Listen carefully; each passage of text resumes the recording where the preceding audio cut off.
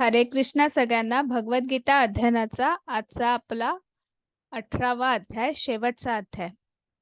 अध्याय सुरू करण्यापूर्वी रोजप्रमाणे प्रणाम मंत्र म्हणूया आणि अध्यायाला सुरुवात करूया. ओम नमो भगवते वासुदेवाय. ओम नमो भगवते वासुदेवाय. ओम नमो भगवते वासुदेवाय. गुरुर्ब्रह्मा गुरुर्विष्णू गुरुर्देवो महेश्वर. गुरु साक्षात परब्रह्म तस्मै श्री गुरवे नमः. नमः. ओम अज्ञानतिमिरान्धस्य ज्ञानाञ्जनशलाकया चक्षुरुन्मिलितं येन तस्मै श्री गुरवे नमः. नमः ओम विष्णुपादाय कृष्णपृष्ठाय भूतले श्रीमते भक्तिवेदांत स्वामी इति नामिने. नमस्ते सरस्वती देवे गौरवाणी प्रचारिणे निर्विशेष शून्यवादी पाश्चात्य देशतारिणे. जय श्री कृष्ण चैतन्य प्रभो नित्यानंद श्री अद्वैत गदाधर श्रीवासादि गौरभक्त वृंद. हरे कृष्ण कृष्ण कृष्ण हरे हरे, हरे राम राम राम हरे हरे. हरे कृष्ण कृष्ण कृष्ण हरे हरे, हरे राम राम राम हरे हरे. हरे कृष्ण कृष्ण कृष्ण हरे हरे, हरे राम राम राम हरे हरे. हरे कृष्ण कृष्ण कृष्ण हरे हरे, हरे राम राम राम हरे हरे. हरे कृष्णा सगळ्यांना. पुन्हा एकदा सर्वांचं खूप खूप स्वागत आहे. आजचा आपला 18वा अध्याय मोक्ष संन्यास योग. पण त्यापूर्वी आपण श्री श्री राधा गोविंद यांना साष्टांग वंदन करूया. आपले गुरु श्री श्रील प्रभुपाद यांनाही साष्टांग वंदन करूया. नामनिष्ठ दास प्रभू ज्यांच्यामुळे आपण ऑनलाईन भगवद्गीता घेतो आहोत आणि ऑनलाईन गीतेचा आजचा बोलता बोलता आपला 18वा अध्याय आहे. तर आपण नामनिष्ठ दास प्रभू यांनाही साष्टांग वंदन करूया आणि त्यानंतर सर्व कृष्ण सेवकांना साष्टांग वंदन करू ज्यांच्यामुळे कुठल्याही अडथळ्याशिवाय आपला हा कोर्स पूर्ण होत आहे. तर अशा सर्व कृष्ण सेवकांना वंदन करून आपण पुढे जाऊया. आजचा आपला आहे मोक्ष संन्यास योग, त्यागाची पूर्णता. मग आपण 17व्या अध्यायामध्ये पाहिलं होतं की अर्जुनाने भगवंतांना चौकशी केली होती. कशाची चौकशी केली होती?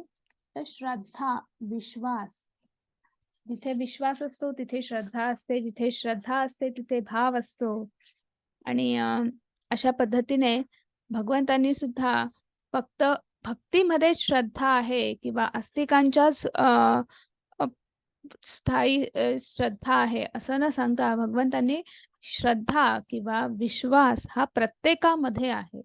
फक्त तो वेगवेगळ्या प्रकारात आहे. वेगवेगळ्या प्रकारात म्हणजे आपण ज्या त्रिगुणांमध्ये वावरतो त्या 3 गुणांनी आपण बद्ध आहोत आणि मग ज्या गुणाचा ज्याच्यावर जसा प्रभाव तशा पद्धतीची त्याची श्रद्धा. आणि मग ती श्रद्धा आपण ज्या पद्धतीने मग आपण भक्ती मार्गात सुद्धा त्या श्रद्धेचा किंवा त्या विश्वासाचा तशाच पद्धतीने आपली भक्ती केली जाते किंवा तशाच लोकांवर आपला विश्वास ठेवतो, तशाच देवांवर आपण श्रद्धा ठेवतो आणि तशा पद्धतीने आपण भक्ती करतो, उपासना करतो. मग आपल्या संपूर्ण जीवनशैलीचेच 3 प्रकार आहेत असं आपण म्हटलं तर अगदी आहारासुद्धा म्हणजे आपण जो आहार ग्रहण करतो तर त्या आहारामध्ये सुद्धा सात्विक, रजस आणि तमस तर ह्या 3 प्रकारात मोडला जातो.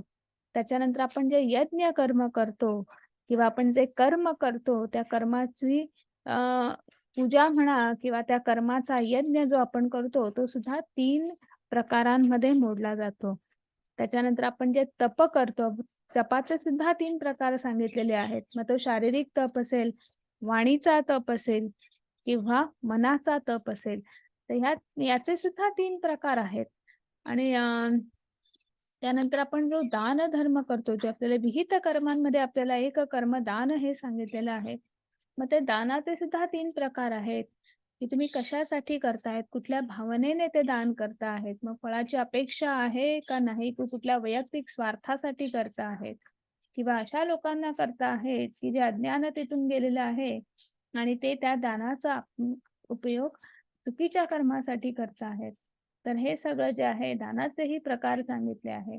आणि आपण जे काही कर्म करतो आहोत, सगळ्यात शेवटी भगवंतांनी सांगितलं, की ते तुम्ही भगवंताला अर्पण करा. आणि भगवंताला अर्पण करायचं म्हणजे काय आपल्याला त्यांनी ओम तत्सत किंवा हरिओम तत्सत ह्या 3 शब्दांचा आपल्याला अर्थ सांगितला, की हे मी जे काही करतो आहे हे माझं नाही, हे तुम्हाला अर्पण. कृष्णार्पणमस्तू जे आपण म्हणतो तेच म्हणजे ओम तत्सत. आणि इथून भगवंताला आपण आपले जे त्याग, दान, तपस्या ही जी कर्म आहेत किंवा ही विहित कर्म आहेत, ही त्यांना अर्पण करावी. आणि असं कुठेतरी 17व्या अध्यायात सांगितलेलं आहे. आणि काल जसं मी म्हटलं, की 17व्या अध्यायात आपल्याला भगवंतांनी अ, जवळ-जवळ सगळे मुद्दे संपलेले आहेत. म्हणजे जे तत्वज्ञान जे सुरू झालं होतं, ते संपलेलं आहे. मग 18व्या अध्यायात काय? मग 18वा अध्याय हा सुद्धा जसा दुसरा अध्याय जो आहे, जे ठळक मुद्दे मांडलेले होते, गीतेचा सारांश होता, तसा 18वा अध्याय म्हणजे एक कन्क्लुजन आहे. संपूर्ण त्या 17 अध्यायांचं, की तिथे भगवंतांनी आपली ही भगवद्गीता जी आहे, ती कन्क्लूड केलेली आहे. पुन्हा एकदा संपूर्ण गीतेचा सारांश आपल्याला ह्या 18 अध्यायात बघायला मिळणार आहे.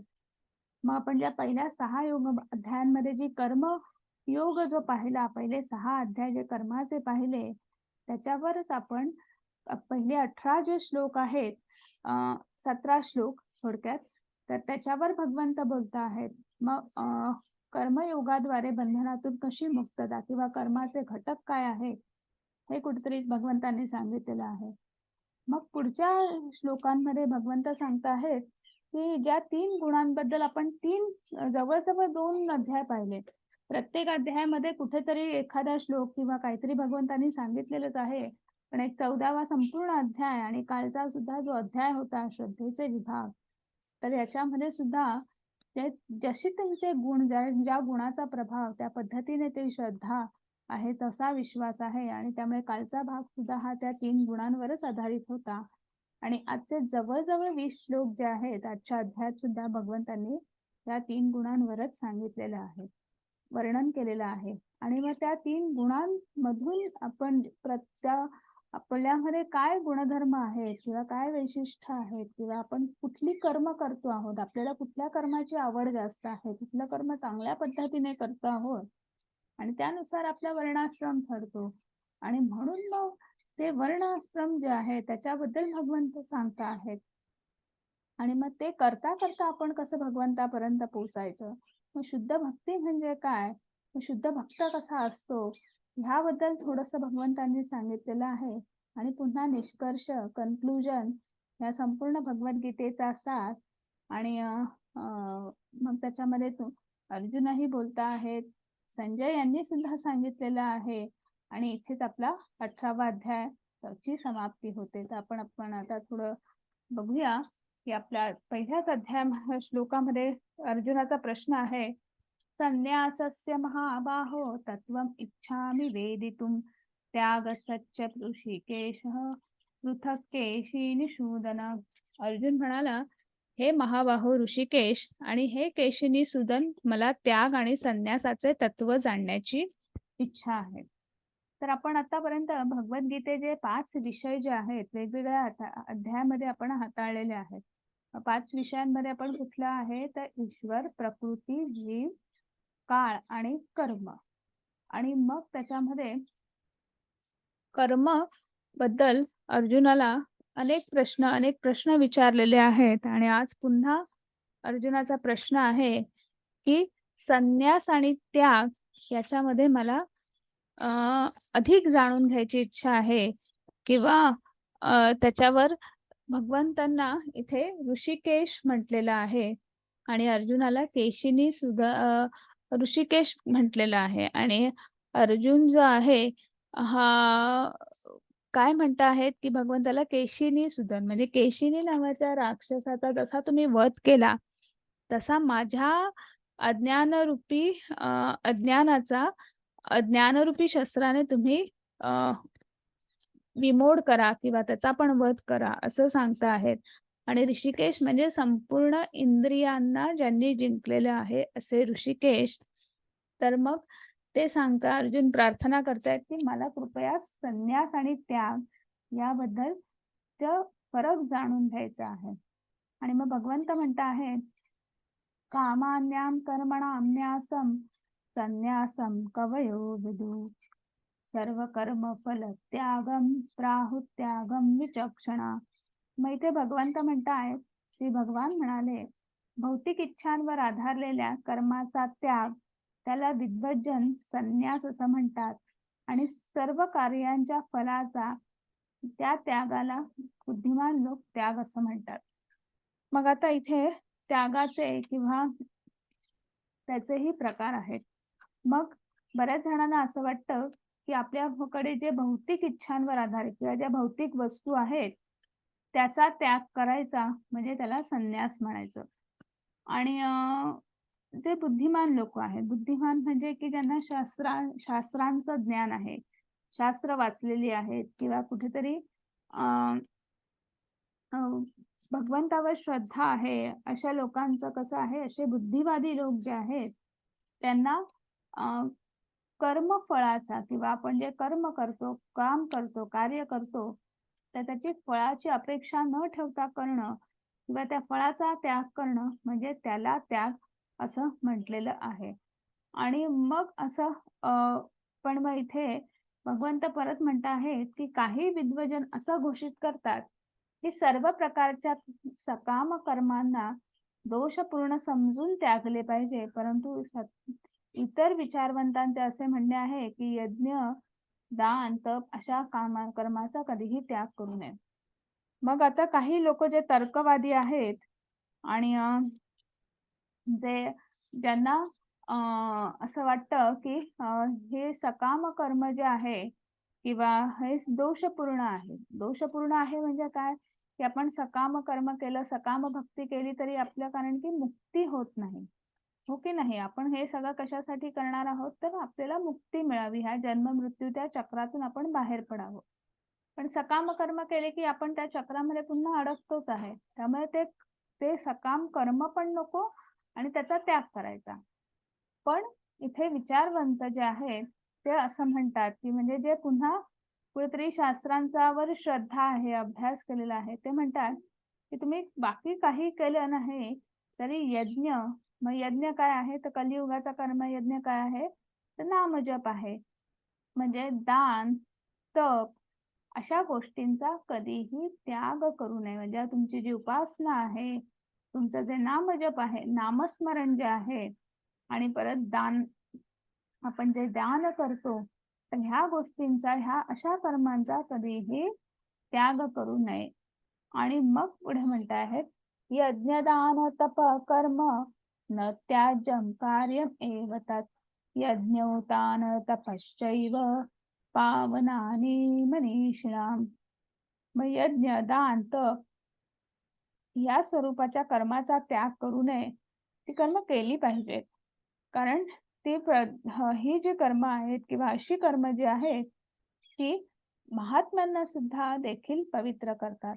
म्हणजे ह्या कर्माने आपलं जे काही आपला मुक्तीचा मार्ग मोकळा होतो किंवा आपल्याकडे जर काही दोष असतील, तर आपल्या पापांचं क्षालन होतं.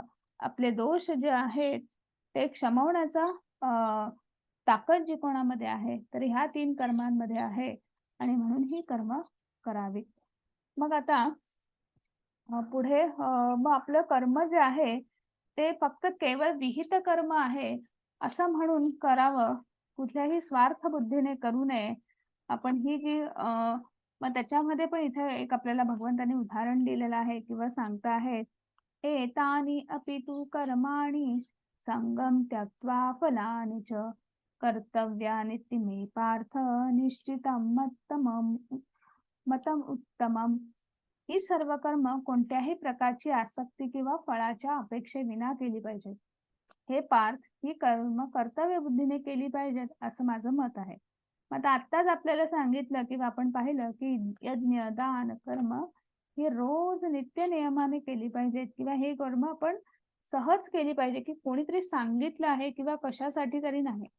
तर आपण भगवंताच्या आनंदासाठी आणि ते माझं विहित कर्म आहे, इती कर्म आहे, आद्य कर्म आहे. त्यामुळे मला सगळ्यात पहिली प्रायोरिटी त्याला दिली पाहिजे, ते केलं पाहिजे. हे अशा विचाराने आपण जेव्हा करू, कर्तव्य बुद्धीने करू, असं ते कर्म झाली पाहिजे. मग आता इथे एक छोटंसं उदाहरण आहे, की तुम्हाला दिसतंय त्या चित्रामध्ये एक ती शेळीचं किंवा बकरीचं पिल्लू आहे ते पाण्यासोबत वाहत जात आहे. पाण्याचा प्रवाह आहे. पण त्याच्यासोबत तिला वाचवायला दोघं जण आले आहेत. मग ते दोघं जणांना पोहता येत आहे.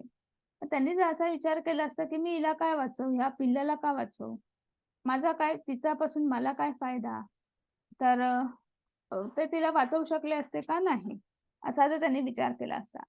पण त्यांनी असा विचार नाही केला. त्यांनी काय विचार केला, की मला पोहता येतंय आहे, कोणीतरी पाण्याच्या प्रवाहामध्ये वाहत चालला आहे. तर त्या बुडणाऱ्याला हात देणं कारण मला पोहता येत आहे.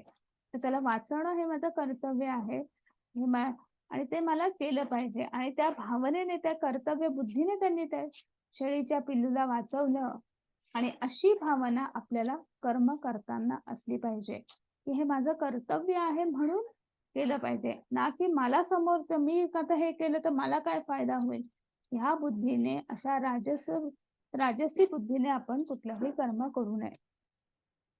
मग आपण जे रोज कर्म करतो तर त्याचेही प्रकार आहेत. तर तेही इथे सांगितलेले आहेत. मग जी विहित कर्म जी असतात, मग ते विहित कर्म जी असतात ती कर्तव्य बुद्धीने केली पाहिजे आणि त्याच्यातनं चांगुलपणा किंवा सात्विकी गुण जो आहे तो आपला वाढीस लागणार आहे किंवा ती त्या सहज भावनेने आपण करतो.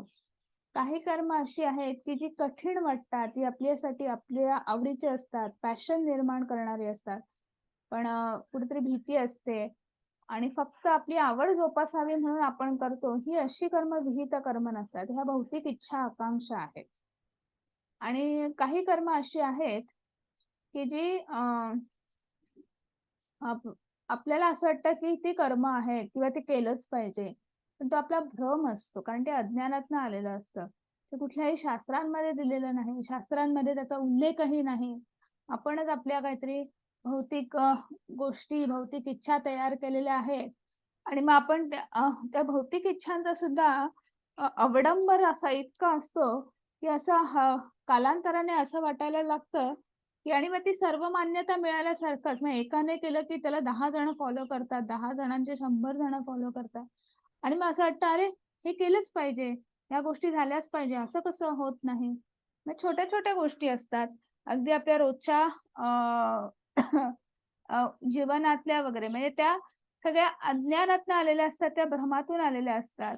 आणि मग आपण पण ते विहित कर्म म्हणून आपण ते करायला जातो. पण ते विहित कर्म नाही. ते आपलं इती कर्म नाही, आद्य कर्म नाही. अशी अनेक उदाहरणं आहेत आपल्या रोजच्या जीवनामध्ये. आपल्याला असं वाटतं, की कारण आपण त्या भ्रमामध्ये आपल्याला आणि सगळे करतात ना, त्यामुळे आपल्याला वाटतं, "अरे नाही, हे केलंच पाहिजे. नाही केलं तर चुकल्यासारखं वाटतात. काहीतरी चुकलं का आपलं?" पण ते विहित कर्म नसतं कारण ते शास्त्रात कुठेही नमूद केलेलं नाही आहे. पण अशी जी कर्म जी आहेत, ते भौतिक इच्छांमधून तयार झालेली, मग ती राजसी असतील किंवा ती तामसी असतील. आणि अ, पण जी शास्त्रांमध्ये दिलेली आहेत, तर ती निश्चित आपण कर्तव्य बुद्धीने करावी आणि निश्चित त्याच्यातनं आपल्याला सात्विकी गुण जो आहे, तो आपला वाढीस लागणार आहे. मग आपला आपण पाहिलं की आपला कर्म जे आहे आपलं हे आहे, तर ह्या 3 लोकं जे आहेत किंवा 3 गोष्टींमुळे कर्म पूर्ण होत असतं. हे आपण 5व्या अध्यायात पाहिलं होतं. मग ती प्रकृती आहे, त्याच्यानंतर आपल्यामध्ये असलेला परमात्मा परमेश्वर आहे आणि आपण स्वतः म्हणजे आपला आत्मा. हो की नाही? म्हणजे प्रकृती, जीव आणि परमात्मा ह्या 3 गोष्टींमुळे कर्म पूर्ण होतं. मग आता इथे भगवंत सांगत आहेत, की 5 गोष्टी ज्या आहेत, की जे एखादं कार्य पूर्ण करतात. मग हे महाबाहू अर्जुना, वेदांत यानुसार सर्व कर्माच्या सिद्धीची 5 कारणं आहेत. ही कारणं आता तू एकदा समजून घे. म्हणजे कर्माचं स्थान, स्वतः कर्ता, मग विभिन्न इंद्रिय, अनेक प्रकारचे प्रयत्न आणि शेवटी परमात्मा ही 5 कारणं आहेत. मग आता कुठलंही आपण जर कर्म करायचं असेल, तर पहिले आपण काय करतो, की ते कुठे होणार, हो की नाही? म्हणजे त्या कर्माची जागा. मग त्याच्यानंतर मग ते कर्म कोण-कोण करणार आहे? त्याच्यामध्ये कोण-कोण इन्व्हॉल्व्ड आहे? ते काम पूर्ण करण्यासाठी किती जण आहेत? तर मग मेन मग त्याच्या करवी ते केलं जातं. मग त्याच्यानंतर अनेक लोकं तिथे इन्व्हॉल्व्ड होतात आणि मग त्याच्यानंतर अनेक प्रयत्नांनी ते का का जो संपूर्ण ते काम जे आहे, ते पूर्णत्वास येतं आणि शेवटी ते काम पूर्णत्वास येण्याची परमिशन कोणाची असते? भगवंताची असते. अशी ही 5 घटकं आहेत. मग आता मी तुम्हाला उदाहरण सांगते. तर तुम्हाला इथे एक बॅरल लँड दिसतं आहे. तर आता हे बॅरल लँड आहे. म्हणजे ह्या जागेवर, ह्या रिकाम्या जागेवर जर म्हणजे हे कर्माचं स्थान झालं. ठीक आहे. मग त्याच्यावर काही लोकं आले, टीम ऑफ इंजिनिअर्स आले आपण म्हणू शकतो, की त्यांनी एक एक डिझाइन काढली, की इथे एखादी फॅक्टरी आपण उभी करू शकतो आणि त्याने तसं छान डिझाइन वगैरे काढलं. आणि मग त्यांनी डिझाइन काढलं त्याप्रमाणे लेबर्सने तिथं ते स्ट्रक्चर उभं केलं. मग ते स्ट्रक्चर उभं राहिल्यानंतर तिथे मशिनरीज आल्या. त्या मशिनरीजवर अनेक लोकांनी तिथे काम करायला सुरुवात केली आणि मग काम केल्यानंतर त्यांचं फायनल प्रॉडक्ट म्हणजे जे जे काही कपडे जे होते त्यांचा वस्त्रोद्योग जो होता, त्यांनी वस्त्र बनवण्याचं, कपडे बनवण्याचं काम केलं. तिथे कपडे मॅन्युफॅक्चर्ड झाले आणि ते मार्केटमध्ये विकायला आले. पण ह्या सगळ्या प्रोसेसमध्ये प्रत्येक ठिकाणी म्हणजे त्या जागेच्या निवडीपासून, ते स्ट्रक्चर उभारण्यापासून, त्या मशिनरी झाल्या, त्या व्यवस्थित चालता आहेत. अनेक जे तिथे प्रयत्न अनेक लोकांचे इंद्रिय म्हणजे अनेक जीवात्मा जे आहेत, त्यांचे सर्व इंद्रिय तिथे कार्यरत होते. त्यांचे प्रयत्न होते आणि मग त्या प्रत्येक प्रयत्नाला कोणीही परमिशन दिलेली आहे फायनल सगळं छान होण्यासाठी, तर ती परमात्मा, परमेश्वर, भगवंताने दिलेली आहे. आणि म्हणून त्या रिकाम्या जागेवर एक फॅक्टरी उभी राहिली आणि त्या फॅक्टरीमधलं जे काही प्रॉडक्ट्स असतील, ते मार्केटमध्ये विकायला आले. तर ह्या सगळ्या प्रोसेसमध्ये असा एखादा म्हणेल, की मी फॅक्टरी उभारली. जो फायनान्सर असेल किंवा जो त्या जागेचा मालक असेल, तो म्हणेल, "मी फॅक्टरी उभारली." मग तो एकटाच आहे का तिथे? नाही. तर हे असे वेगवेगळे प्रकारचे 5 प्रकारचे 5 घटक आहेत. त्याच्यामध्ये सगळ्यात महत्त्वाचं म्हणजे परमात्मा, परमेश्वर आणि प्रकृती. प्रकृती जिने आपल्याला ते स्थान उपलब्ध करून दिलं आणि तिने ह्या सगळी बाकीच्या घटकांना अरेंज करायचं किंवा त्यांना ते संपूर्ण त्यांच्या ते जे काम जे आहे, ती इच्छा जी आहे ती पूर्ण करण्यासाठी तिने जी सगळी अरेंजमेंट करून दिली, तर प्रकृती, परमात्मा आणि जीवात्मा ज्याच्यामध्ये इच्छा निर्माण झाली, की मला हे फॅक्टरी ओपन करायची आहे आणि असे वेगवेगळे घटक म्हणजे एकूण 5 कारणं आहेत, ज्याच्यामुळे कुठलंही काम जे आहे ते सिद्धीस जातं किंवा ते पूर्णत्वास येतं. म्हणजे ती जागा जिथे आपण काम करणार आहोत, प्लेस ऑफ ॲक्शन. मग जो जो कर्ता आहे, कर्ता म्हणजे करता तर आपल्याला माहिती आहे की भगवंत आहे. पण भगवंताने कोणाला तरी योजलेलं आहे की नाही, जीवात्मा जो आहे तो. मग तो, मग त्याच्यानंतर अनेक इंद्रिय तिथे कार्यरत असतात. कारण की आपण वेगवेगळ्या कर्मेंद्रिय, ज्ञानेंद्रिय विचार करतो आणि मग आपले हात-पाय सगळेच तिथे आपले कार्यरत असतात आणि ते काम कार्यसिद्धीच करण्यासाठी प्रयत्न करत असतात. मग ते प्रयत्न जे आहेत, मग ते प्रयत्न हा सुद्धा त्याचा एक भाग आहे. आणि सगळ्यात शेवटी ह्या सगळ्या गोष्टींना अनुमती देणारा परमात्मा परमेश्वर. आणि ह्या 5 घटकांमुळे मग छोटंसं काम असेल, मोठंसं काम असेल, ते पूर्णत्वास येतं. म्हणून या 5 कारणांचा विचार न करता ज्याला असं वाटतं, की मी एकमेव आहे, मी हे सगळं केलं, तो मूर्ख आहे. आणि तो गोष्टींना यथार्थ रूपात पाहत नाही, असं भगवंत म्हणतात. की ज्याला असं वाटतं, जसं आपण एक उदाहरण पाहिलं होतं ना, त्या गाढवाला वाटतंय मीच हे गाढव ओढतो आहे.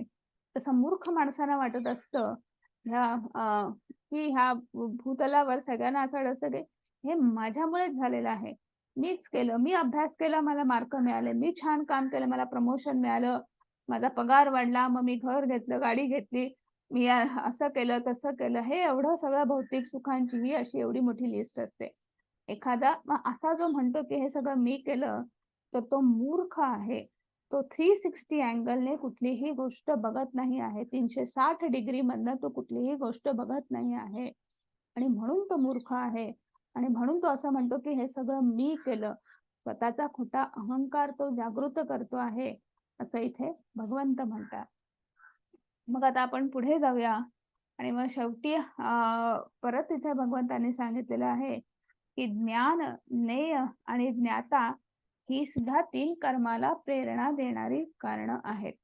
मग अशी जे कर्म करतो त्याला प्रेरणा देणारी 3 कारणं कुठली आहेत?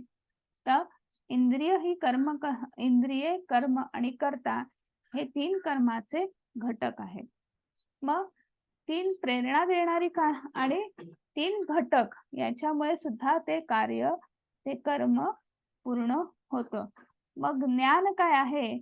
तर आता आपल्याला छोटंसं उदाहरण द्यायचं झालं तर इथे बघा हा फुटबॉल खेळणारा प्लेयर जो आहे. त्याला आता काय काम करायचं आहे? तर त्याला ते फुटबॉल खेळायचा आहे किंवा त्या बॉलला पुश करायचं आहे. त्या हाताने बरोबर त्याला तेवढं पुश करायचं आहे. मग ते किती पुश करायचं? काय करायचं? म्हणजे त्याला त्या खेळाचं ज्ञान पाहिजे. ते ज्ञान असल्याशिवाय तो ते करू शकत नाही. म्हणजे तो आधी मनात ठरवणार. हो की नाही? म्हणजे आपली ज्ञानेंद्रिये सुद्धा तिथे कामाला लागतात. कर्मेंद्रिय म्हणजे कर्म करणारा कोण आहे? आणि ते कर्म पूर्ण होण्यासाठी करणारा जो कर्ता म्हणजे तो मुलगा, जो जीवात्मा आहे. त्याच्यासाठी त्याची आधी इंद्रिय कार्यरत आहेत. मग ती इंद्रिय मध्ये काय मग त्यातलं ज्ञानेंद्रिय, की त्याला त्या खेळाची माहिती आहे. मग तो मनातच आधी ठरवतो, की ह्या बॉलला जर मी एवढं पुश केलं, तर म्हणजे तो मनाने आधी त्या बॉलला पुश करून मग तो बॉल कुठपर्यंत जाईल, तर ते विचार तशा पद्धतीने तो पुश करतो आणि बरोबर तो बॉल त्या कुठे जायला पाहिजे, त्या पॉइंटपर्यंत जायला पाहिजे, तशा पद्धतीने त्या मनाने आधीच तो गेलेला असतो. म्हणजे ज्ञान, ज्ञेय आणि ज्ञाता ह्या 3 गोष्टी कर्माला प्रेरणा देत असतात. आपण आधीच त्याने ती मनामध्ये ठरवलेलं आहे आणि मग त्याच्यानंतर त्याने त्या बॉलला पुश केलं आणि त्याने तो तो खेळ जो आहे तो खेळला. याच्यातलं अजून छोटंसं आपलं रोजचं उदाहरण द्यायचं झालं, तर आपल्याला रोजच्या आपण काहीतरी स्वयंपाक करायचा आहे, काहीतरी म्हणून आपल्याला भाजी आणायला आपण खाली उतरतो. म्हणजे आपण ठरवतो, तर खाली उतरणार आणि भाजी आणणार, त्याच्या आधी आपण ती मनातनच भाजी घरात आणलेली असते. म्हणजे त्या भाजीसाठी लागणारी पिशवी, त्या भाजीवाल्याला द्यायचे पैसे, मग आपण पर्स घेणार, सुट्टे आहेत का बघणार, पिशवी घेणार, मग कुठल्या कोपऱ्यात काय भाजी आणायची आहे, मग ते त्या याच्याकडे चांगले मिळते, मग त्याच्याकडे जाऊन म्हणजे हे सगळं मनात आपलं ऑलरेडी आपण ठरवलेलं असतं आणि ते काम मनात पूर्ण झालेलं असतं, ती प्रेरणा त्या आणि मग त्याच्यानंतर आपली कर्मेंद्रिय कामाला लागतात. मग आपण खाली उतरणार, जाणार, ती भाजी घेणार, पैसे देणार, घरी येणार. तर पहिले आपली ज्ञानेंद्रिय काम करतात, ती प्रेरणा देणारी असतात आणि मग आपले कर्मेंद्रिय ती ॲक्चुअल काम करून घेतात. तर हे असे कर्माचे घटक आहेत आणि इथे आपला जवळ-जवळ कर्म कसं करायचं किंवा कशा-कशात मोडतं किंवा कोण-कोण ते कर्म पूर्ण करून घेतं आणि म्हणून इथे भगवंताला सांगायचं आहे, की असा तुम्ही विचार करू नका, की हे मी केलेलं आहे, माझ्यामुळे झालेलं आहे आणि स्वतःचा अहंकार वाढवू नका. तर तुम्ही तुमच्या कर्माची पूजा करा. पूजा करा म्हणजे त्या कर्माचा यज्ञ करा, त्या कर्माचा योग करा.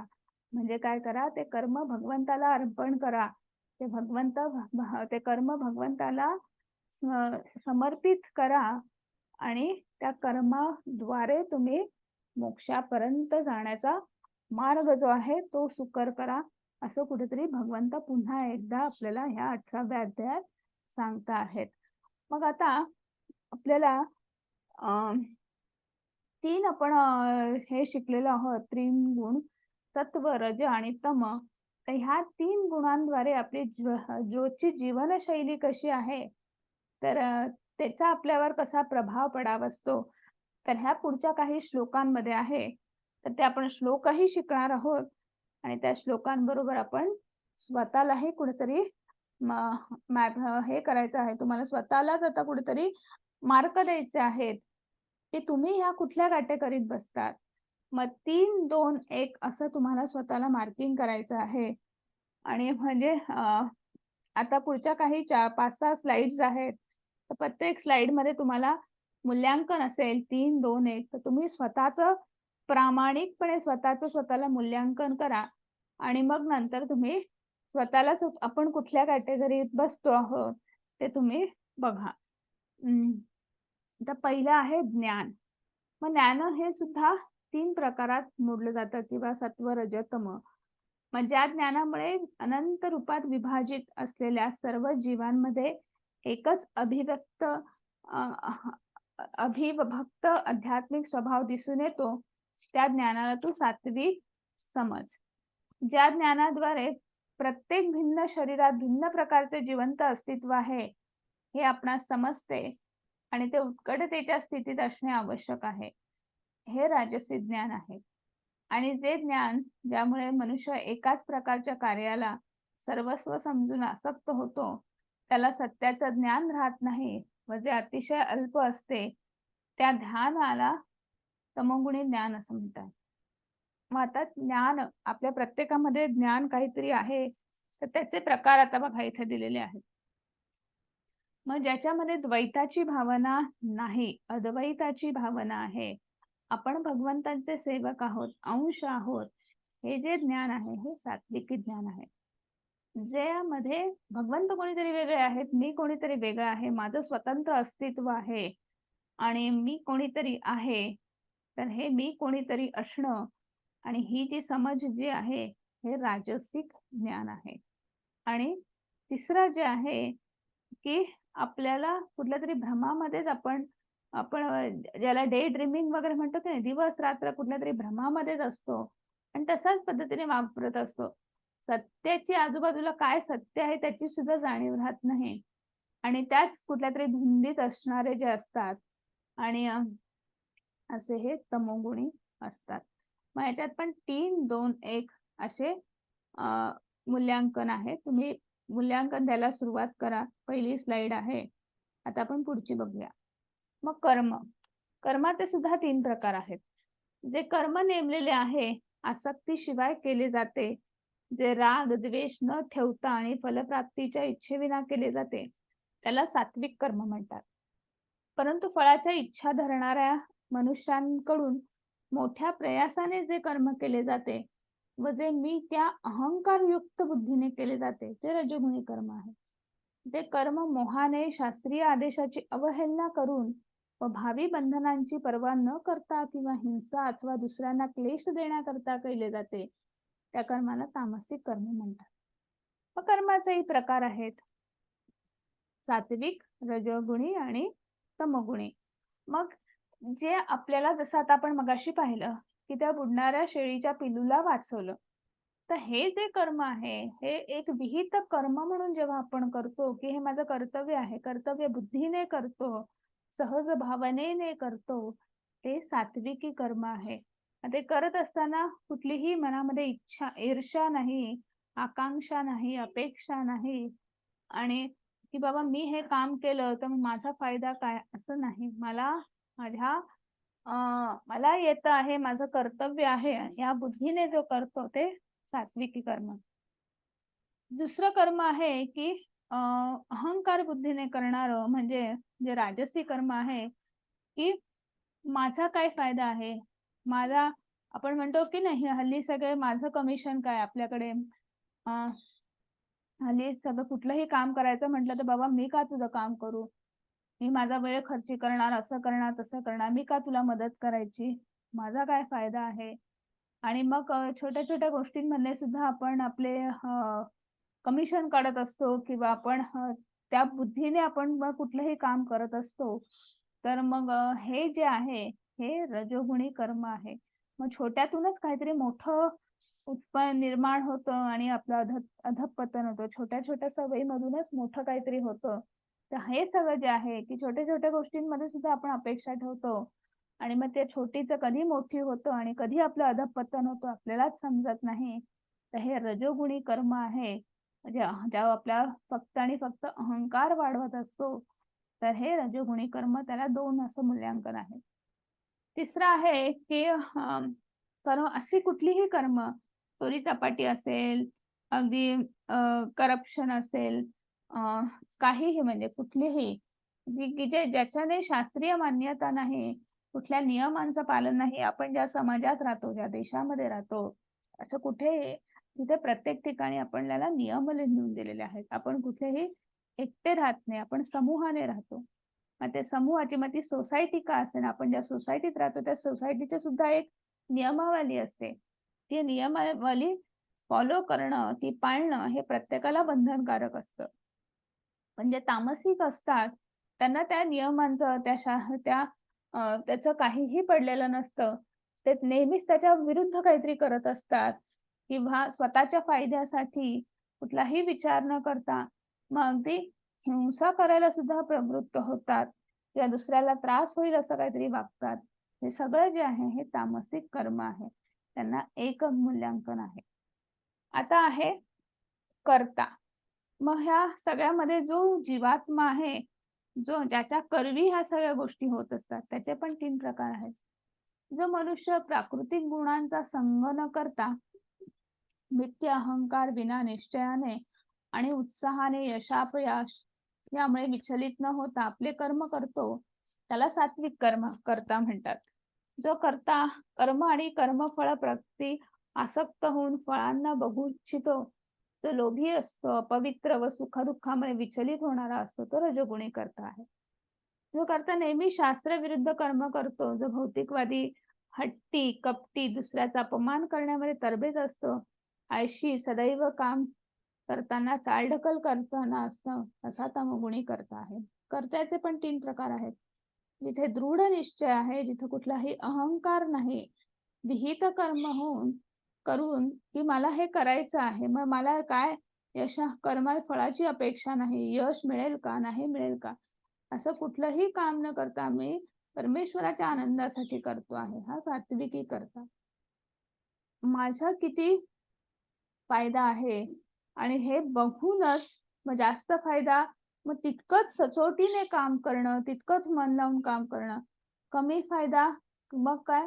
मग असंच वरवरचं काम करणं किंवा छोट्या-छोट्या गोष्टींमुळे स्वतःला अगदीच काय म्हणतात ते, की अ, अ, स्वतःचं जे मानसिक संतुलन जे आहे ते बिघडवणं किंवा सुख-दुःखांमुळे नेहमीच विचलित होणं, हे सगळं जे आहे हे रजोगुणी लोकांचं हा कर्ता रजोगुणी आहे. आणि जो फक्त भ्रमामध्ये वावरणारा असतो, स्वतःच्या वैयक्तिक स्वार्थासाठी, मग दुसऱ्याला त्रास झाला आहे का? त्याला आपण काही बरं वाईट बोलतो आहे का? त्याचं काही चुकीचं होत आहे त्याच्या बाबतीत, पण आपला भरपूर फायदा होतो आहे. नाहीतर निष्क्रियता. सदैव लोळत पडणं आळशासारखं, की चालढकल करणं, आज नाही उद्या, उद्या नाही परवा. जे सात्विकी असतात, ते लगेच आज करे सो अभी म्हणत कुठलंही काम पटकन उत्साही पद्धतीने करतात. रजोगुणी लोकं जे आहेत, मी करेल, पण माझा फायदा किती आहे? थांब जरा. मी नाही म्हटलं का मी करणार नाही, पण मी बघतो. माझं काय काम, माझा किती फायदा आहे, काय आहे, ते बघून मी ठरवेल आणि सांगेल. रजोगुणी कर्ता. आणि अ,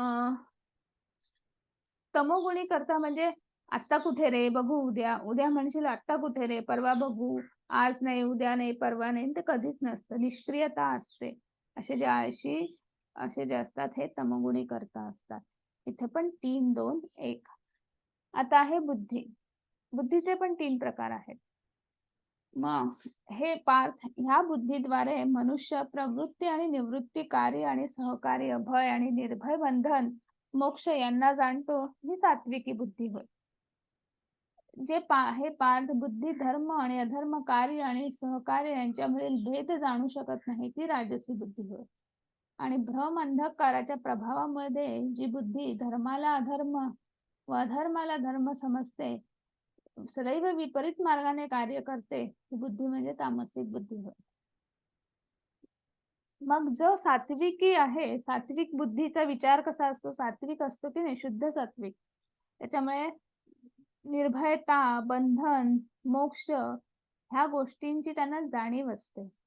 आणि मग आपण ते कुठलंही काम जे आहे ते निर्भयतेने करणं आणि आपली आपण कुठल्या काम केल्याने आपण बंधनात अडकू आणि कुठलं काम केल्याने म्हणजे अकर्म काय आहे आणि सकर्म काय आहे याच्यातला जो हा भेद माहिती आहे, जो भेद जाणतो, ती सात्विकी बुद्धी आहे.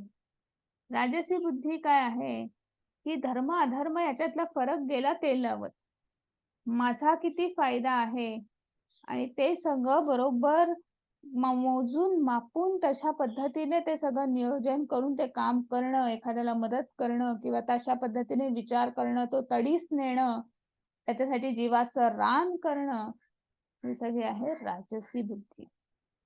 आणि तामसी बुद्धी म्हणजे भ्रम, अंधकार इतका आहे की चूक बरोबर, धर्म अधर्म ह्याच्यातला फरक माहीत नाही. कोणी सांगायचा प्रयत्न जरी केला तरी काही फरक पडत नाही.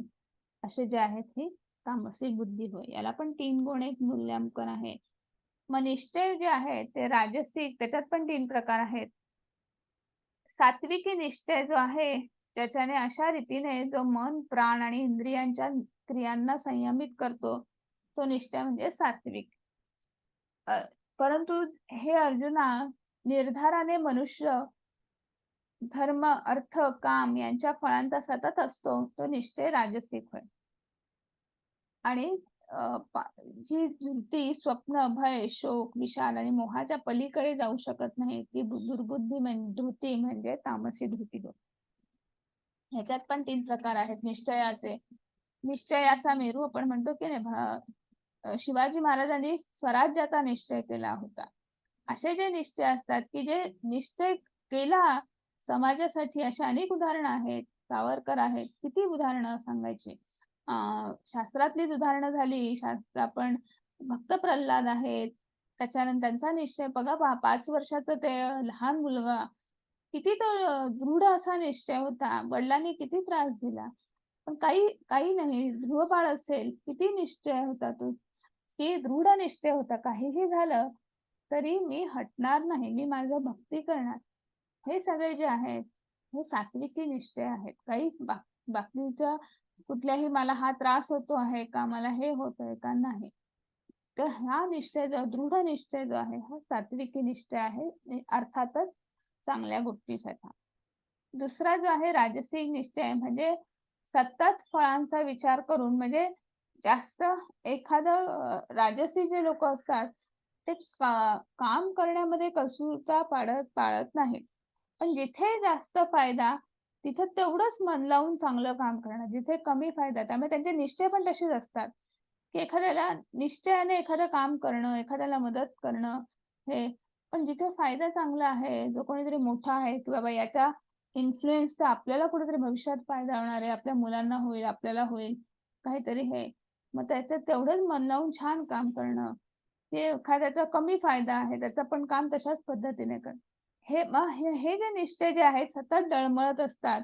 आपल्या सगळं जिथे फायदा जास्त तिथे मग व्यवस्थित मन लावून करायचं, जिथे कमी तिथे मग असंच बरोबर. हे सगळे जे निश्चयाचे जे डळमळीत हे जे सगळे प्रकार आहेत, हे राजसिक प्रकार आहेत. आणि जे सतत भ्रमाच्या भोपळ्यात असतात आणि त्याच्या पलीकडे ते जाऊच शकत नाहीत. आणि त्यामुळे त्यांच्यासाठी निश्चय काय? कुठला निश्चय? कसला निश्चय? ते आज एक ठरवणार, उद्या एक ठरवणार. त्यांच्याच त्या नशेमध्ये, मोहामध्ये असतात. तर हे सगळे असे लोक, अशा हा निश्चय, अशी ही धृती जी आहे ही तामसिक धृती आहे. आणि सगळ्यात शेवटी सुख. सुख फार महत्वाचं की नाही? कारण की कशासाठी केला हा अट्टाहास आपण म्हणतो. तर प्रत्येकजण सुखाच्या शोधात असतं. त्याचे पण 3 प्रकार आहेत. प्रत्येकाच्या सुखाच्या वेगवेगळ्या व्याख्या आहेत.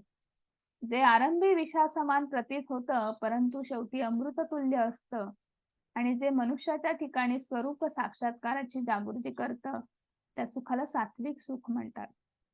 इंद्रियांच्या विषयांशी संयोग झाल्याने प्राप्त होणारं सुख जे प्रारंभी अमृतासारखं भासतं, परंतु विषयाप्रमाणे ते त्या सुखाला राजसिक सुख म्हणतात. जे सुख स्वरूप साक्षात्कार याकडे लक्ष देत नाहीत, जे आरंभापासून शेवटपर्यंत मोहदायी असणे, जे निद्रा, आळस, प्रमाद यांतून उत्पन्न होतं, त्याला तामसिक सुख म्हणतात. मग सात्विकी सुख असं आहे, उदाहरणच द्यायचं झालं 18 दिवसामध्ये आता आपण पाहिलेलं आहे. सकाळी उठा, ब्रह्ममुहूर्ताला उठा, रोज 16 माळा जप करा. केवढं ना, कसं शक्य आहे? किती हा त्रास? कुठे आहे कोणाला वेळ? म्हणजे सुरुवातीला आपल्याला क्लेशदायक वाटतं, त्रासदायक वाटतं. पण जर आपण हे केलं, सचोटीने केलं, तर त्याचे फायदेही आपल्याला लाँग टर्म आता तुम्हाला जाणवणार नाहीत. पण त्याचे फायदा तुम्हाला निश्चितच कालांतराने जाणवेल. कदाचित ह्या जन्मात जाणवणार नाही, पुढच्या जन्मात जाणवेल. पण त्याचा फायदा लाँग टर्ममध्ये तुम्हाला होईल. तर असं जे सुख आहे, हे सात्विकी सुख आहे. मग ते सुख फक्त क्षणिक आहे, टेम्पररी आहे. उदाहरण द्यायचं झालं, तर कालच आपण आहाराविषयी बोललो, बरोबर? तेच उदाहरण देते मी. आपण खाली बऱ्यापैकी कुठेतरी फिरायला गेलो, काहीतरी आणायला गेलो. खाली उतरल्या-उतरल्या समोरच आपल्याला एक मस्त वडापावची गाडी लागलेली आहे. बाजूला पाणीपुरीची गाडी आहे. छान वास येतो की नाही? आणि मग लगेच खायची इच्छा होते. खाऊन मोकळेही होतो. म्हणजे सुरुवातीला आपल्याला आणि मग किती छान ना, वाह! वाह! खाली गेली, पाणीपुरी खाल्ली, बरं वाटलं. वडापाव खाल्ला गरम-गरम, बरं वाटलं. हो की नाही? पण तो गरम-गरम वडापाव, ती पाणीपुरी, मग घरी आल्यावर रात्री काय होतं? ॲसिडिटी होते. दुसऱ्या दिवशी मग डोकं दुखतंय, कॉन्स्टिपेशन आहे, हे नाही, जळजळ वाढली आहे. एक नाही म्हणजे सुरुवातीला ते आपल्याला जे सुख वाटतं, ते सुख आहे का? त्याच्यामुळे आपल्याला शरीराला, मनाला त्रास होतो आहे, वेदना होत आहेत. प्रारंभी सुखासमान, पण नंतर त्याचा विषासारखाच उपयोग आहे किंवा विषाचाच आपल्याला अनुभूती येणार आहे. तर ही सगळी जे इंद्रिय विषय जे आहेत, तर ते इंद्रिय सुख जी आहेत, ही सगळी राजसिक सुख आहेत. की प्रारंभी सुखासारखी वाटतात, अमृतासारखी वाटतात. पण त्याच्या आहारी गेलं की आपल्याला वाटायला केवळ दुःख आणि दुःखच आहे. तिसरं आहे तामसिक सुख. की ते प्रारंभापासून शेवटापर्यंत फक्त आपल्याला जे सुख म्हणजे भ्रमामध्येच. मग भ्रमामध्ये आपल्याला वाटतं मस्त लोळत पडणं, हातात मोबाईल आहे, हे आहे, सकाळ झाली, सकाळची दुपार झाली, 11 वाजले, 12 वाजले तरी गादीत तसंच लोळत पडणं. बऱ्याच जणांना हे पण सुख वाटतं. तर हे जे आहे हे तामसिक सुख आहे. हे आळसामधून आलेलं आहे आणि अशा अशी अनेक उदाहरणं आहेत म्हणजे त्याचे स्वतःला निष्क्रिय बनवतं. आपण कुठल्यातरी भ्रमामध्येच हल्ली भौतिक भ्रम भरपूर आहेत आणि तीच सुख आपल्याला हवी-हवीशी वाटू लागतात. तर हे सगळं जे आहे हे तामसिक सुख आहे, की ज्याचा आता नाही आणि नंतर नाही. कधीही आपल्याला त्याचा फायदा नाही. फायदा म्हणण्यापेक्षा ते सुख नाहीच आहे. ते भ्रमामध्ये आपल्याला असं वाटतं, की हे सुख आहे. पण त्याच्यापासून आपल्याला फक्त तोटा आणि तोटाच होणार आहे. ते विष समानच आहे. तर असे हे 3 प्रकार आहेत आणि इथे आता आपलं आपण मूल्यांकन संपलेलं आहे. तर ज्यांची बेरीज 18च्या जवळ झालेली आहे, तर त्यांचं छान आहे असं आपण म्हणू शकतो. त्यांची 6च्या जवळ आहे, त्यांचं आपण म्हणू शकतो, की इतकं छान नाही किंवा त्यांनी थोडंसं स्वतःला इम्प्रूव्ह करायचा विचार केला पाहिजे. स्वतःच्या जीवनशैलीमध्ये बदल करायचा विचार केला पाहिजे. आणि ज्यांचं 12च्या जवळ आहे, त्यांनी अजून थोडंसं प्रयत्न करून स्वतःला बदलण्याचा प्रयत्न केला पाहिजे. तर अशा प्रकारे तुम्ही तुमचं मूल्यांकन जे आहे ते बघू शकता प्रामाणिकपणे आणि आता आपण याच्यातनं आपण काय बघायचं, काय घ्यायचं, काय बदल करायचा हे ठरवायचं आहे. पुढचं आहे, ज्या ज्ञानामुळे अनंत रूपात विभाजित असलेल्या सर्व जीवांमध्ये एकच अविभक्त आध्यात्मिक स्वभाव दिसून येतो, त्या ज्ञानाला सात्विकी ज्ञान समजणं. पुन्हा एकदा आपण बघूया इथे की जे सात्विकी ज्ञान आहे की ज्यांच्यामुळे आपण ब्रह्मस्तर, आपण ही स्लाइड आपण बऱ्याच ठिकाणी पाहिलेली आहे की प्रत्येक ठिकाणी परमेश्वराचा अंश आहे आणि जिथे द्वैताची भावना नाही, अद्वैताची भावना आहे, तर ते सात्विकी ज्ञान आहे. सात्विकी निश्चय कुठला आहे की जो अचल आहे, अढळ आहे, काहीही केल्या तो जराही इकडे तिकडे होत नाही. त्याच्यासाठी आपल्याकडे प्रभुपाद यांचं उदाहरण आहे. प्रभुपाद म्हणजे त्यांची जीवनशैली सुद्धा आपण जेव्हा त्यांनी संन्यास आश्रम घेतला, त्याच्यानंतर ते US मध्ये गेले. त्यांची दिनचर्या कशी होती की पहाटे उठायचं, आपला नामजप करायचा, मंगल आरती करायची, 6 वाजता मॉर्निंग वॉकला बाहेर पडायचं. मॉर्निंग वॉकला बाहेर पडल्यानंतर त्यांच्यासोबत त्यांचे अनुयायी भक्त असत की जे ते त्यांना कृष्णाबद्दल वेगवेगळ्या कथा सांगत, वेगवेगळ्या गोष्टी सांगत आणि मग घरी म्हणजे मग पुन्हा आल्यानंतर परत आल्यानंतर 8 वाजता कुठल्या तरी विषयावर प्रवचन, मग असाच दिवस निघत पुन्हा संध्याकाळी 5 वाजता कोणतरी येणार, एक तर मंदिराच्या कामासाठी असेल किंवा कुठल्या तरी कोणातरी प्रश्न घेऊन येणार, कोणाचे काहीतरी प्रश्न असतील. असं हे अनेक लोकांच्या भेटीगाठी म्हणजे परत कृष्ण सेवाच. आणि सगळं झाल्यानंतर रात्री 1 वाजता ट्रान्सलेशन करायला बसायचे. म्हणजे रात्रीच्या दरम्यान ते ट्रान्सलेशन करायचे की जे त्यांनी तेव्हा ट्रान्सलेशन केलं आणि म्हणून आता आपण ते वाचू शकतो आहोत. ते ज्ञान जे आहे आपल्यापर्यंत पोहोचतं आहे. तर त्यांचा हा 24/7 ते त्या भगवंताशी एकरूप होते, त्यांच्या कार्याशी एकरूप होते. वयाची 70 आली, 70+ होते, तरी त्यांनी असा विचार नाही केला. आता आपल्याकडे 70 आली की त्या आधी आधी एक बाजूला गोळ्यांचा मोठा डब्बा असतो आणि घरातले सुद्धा सगळे सांगतात, लांब जाऊ नको, जास्त वेळ बसू नको, जास्त टीव्ही बघू नको, जास्त अशी एक एवढी मोठी लिस्ट असते. आणि तो माणूस सुद्धा नाही, आता मला 70 आली, आता मला जपलं पाहिजे असाच याच्याने मग त्याची ती जीवनशैली पण अशी असते. पण प्रभुपाद वयाच्या 70ला सुद्धा 70+ मध्ये सुद्धा 75-77 मध्ये सुद्धा ते एखाद्या तरुणाला लाजवतील असं कार्य करत होते, असं काम करत होते आणि 24/7 त्यांनी स्वतःला भगवंतासाठी अर्पण केलेलं होतं. का? तर केवळ त्यांचा निश्चय जो होता की त्यांना एक गुरु आज्ञा होती की तुला भगवत धर्माचा प्रचार प्रसार करायचा आहे. गुरु आज्ञा शिरोधार्य मानून मग त्यांनी कशाही कुठल्याही गोष्टीचा विचार न करता त्यांनी तो निश्चय जो आहे तो दृढ निश्चय आणि म्हणून इस्कॉन आलं. म्हणून आज आपण ऑनलाईन भगवद्गीता शिकू शकतो आहोत. तो कशामुळे? त्यांचा जो निश्चय होता तो दृढ निश्चय होता. त्यांचा तो निश्चय होता तो सात्विकी निश्चय होता आणि म्हणून हे शक्य आहे. आता आपण पुढे बघणार आहोत की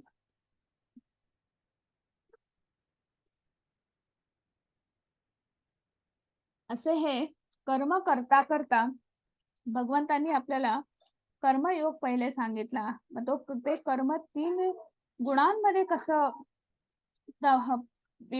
त्याची विभागणी झाली आहे किंवा 3 गुणांमध्ये प्रभावी असल्यावर कसं होतं किंवा एका जीवात्म्याची कसे वेगवेगळे टप्पे किंवा कशी विभागणी आहे ते बघितलं आहे.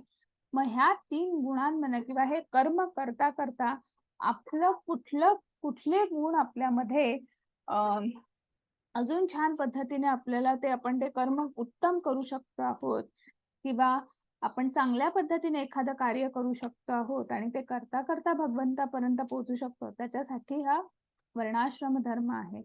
मग वर्णाश्रमामध्ये तर त्याच्यामध्ये सुद्धा आता इथे आपल्याला प्रत्येक श्लोकामध्ये सांगितलेलं आहे. शमो तमस्तप शौचम शांतिराजर्वमेव च ज्ञानम विज्ञानम आस्तिक्यम ब्रह्म कर्म स्वभावजम. शांती, आत्मसंयम, त्याच्यानंतर तपस्या, पावित्र्य, सहनशीलता, प्रामाणिकपणा, ज्ञान, बुद्धिमत्ता, धार्मिकता या स्वाभाविक गुणांनुसार ब्राह्मण कर्म ठरतं. मग ब्राह्मण कर्म काय आहे, तर तुमच्यामध्ये कुठले गुणकर्म आहे किंवा म्हणजे तुम्ही किती शांत सुस्वभावी आहात, तुमच्यामध्ये सहिष्णुता आहे, संयम आहे, तपस्वी आहात, पावित्र्य जपता आहात, त्याच्यानंतर सहनशील आहात, प्रामाणिकपणा आहे, अंतर्बाह्य प्रामाणिकपणा आहे, ज्ञानी आहात, विनयशील आहात, ज्ञानाचा प्रचार करताय तुमच्या बुद्धिमत्तेने, तुम्ही इतरांना तुम्ही ज्ञानार्जनाचं कार्य करता आहेत, तुम्ही कुठल्याही अर्थार्जनाचं कार्य करत नाही आहात. आणि हे सगळे जे आहेत हे स्वाभाविक गुणांनुसार ह्या तुम्ही स्वतःला कशामध्ये तुम्ही तुमच्यातले गुण डेव्हलप केलेले आहेत, आणि जर तुम्ही हे गुण डेव्हलप केले असतील तर ते तुम्ही जे कर्म करता आहात ते ब्राह्मण कर्म आहे. पुढचं आहे की क्षत्रिय. क्षत्रियामध्ये काय आहे की शौर्यम तेजो धृतिर्दाक्ष युद्धे चापी अपलायनम दानम ईश्वरम भावश्च क्षात्रम कर्म स्वभावजम. मग शौर्य, तेज, निर्धार, दक्षता, युद्धामध्ये धैर्य, औदार्य, नेतृत्व हे क्षत्रिय कर्म करतात. मग तुमच्यामध्ये शौर्य आहे, समोर कितीही सैन्यबळ असेल, कुठलाही शत्रू असेल, त्याच्या हातात कुठलंही शस्त्र असेल, पळून नाही जाणार. तुम्ही क्षत्रिय आहात, तुम्ही त्याला तोंड द्यायला तिथं उभं राहणार. तुमच्यामध्ये नेतृत्वाचा गुण असेल, तुमच्यामध्ये लिडरशिप क्वालिटी असेल, तुम्ही सदैव दक्ष असाल की तुमची नजर किंवा तुमची बुद्धी जी आहे ती इतकी तेज आहे की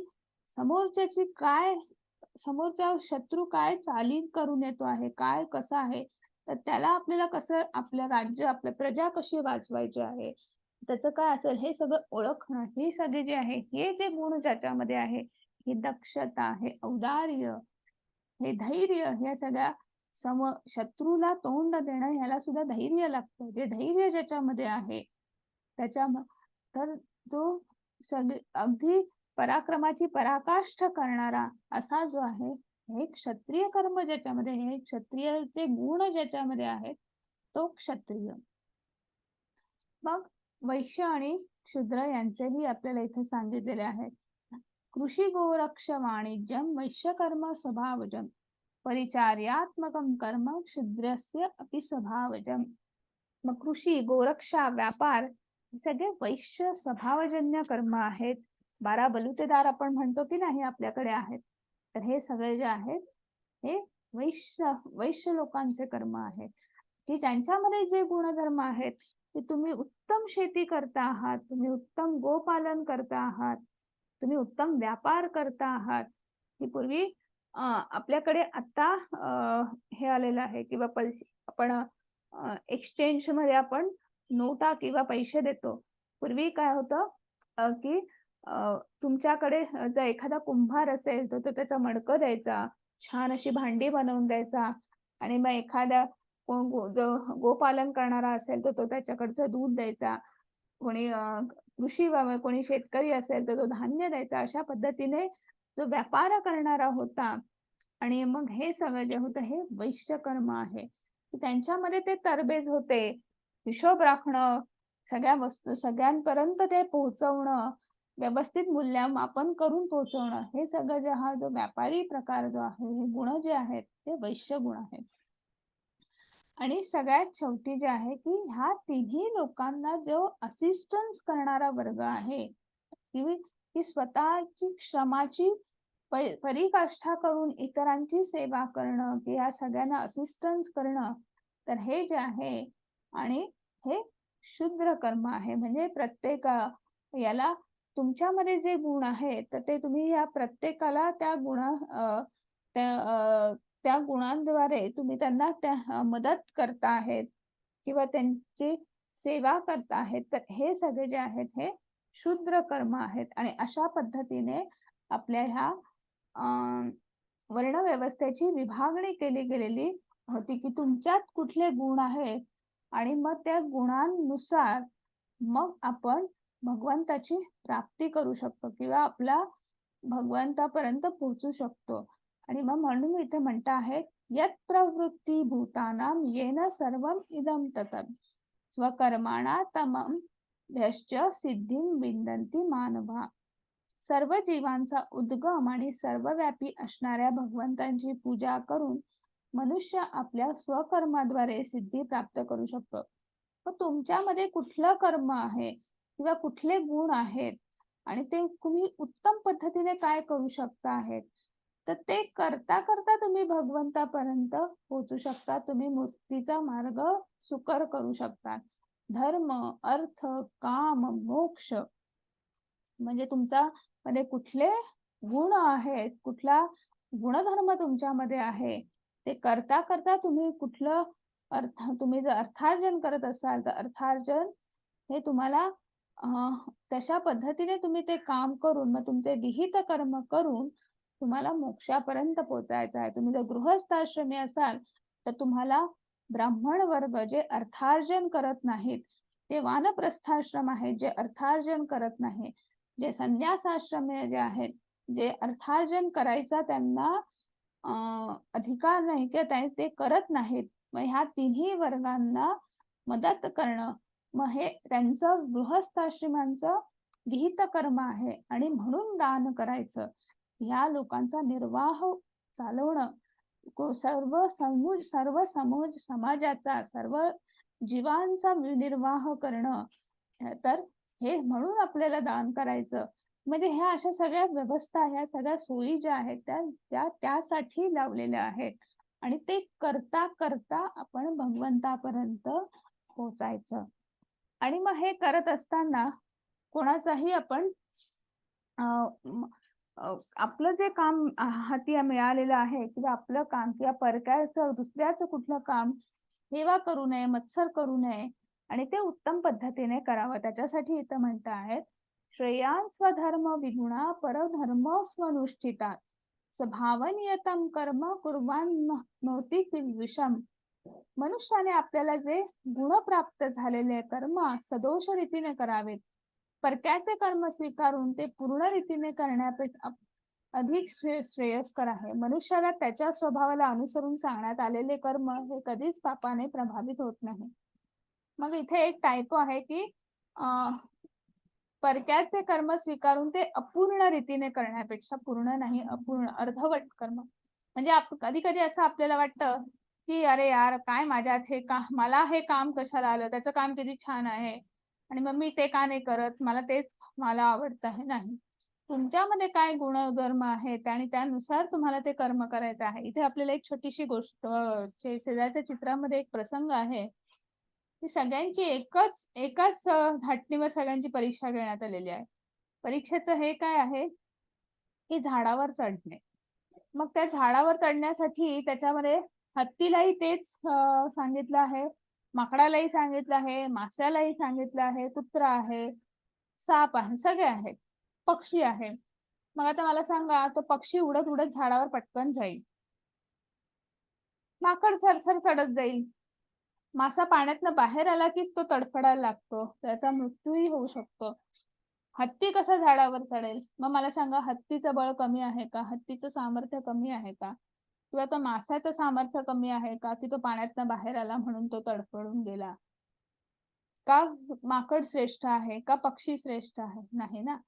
प्रत्येकाचं गुणधर्म वेगवेगळे आहेत आणि त्यामुळे तुम्हाला जे योग्य आहे तशा पद्धतीनेच तुम्ही ते कर्म करा आणि उगाचच याचे-त्याचे हेवे-दावे करायला जाऊ नका आणि तेच उत्तम पद्धतीने करून तुम्ही तुमचा मोक्षाचा मार्ग सुकर करा. असं इथे आणि उगाच दुसऱ्याचं करायला जायचं आणि काहीतरी अर्धवट करून बसायचं म्हणजे स्वतःचंही करायचं नाही आणि दुसऱ्याचं अगदी हेव्याने घ्यायचं आणि ते अर्धवट करायचं. तसंही करू नका आणि अ, तुम्ही फक्त तुमचे कर्म नीट करून भगवंतापर्यंत पोहोचा. आणि मग पुढे म्हणता आहेत, की असा जो करतो, जो आत्मसंयमी, अनासक्त आणि जो सर्व प्राकृत भोगांना तुच्छ लेखतो, तो संन्यासाद्वारे कर्मबंधनातून मुक्तता देणारी परमोच्च परिपूर्ण अवस्था प्राप्त करतो. मग जो आपली कर्म जी आहेत ती उत्तम पद्धतीने करतो, आणि ज्याला कर्म संन्यास काय आहे हे माहिती आहे, मग असा जो कोणी असतो तो आत्मसंयमी आहे, अनासक्त आहे.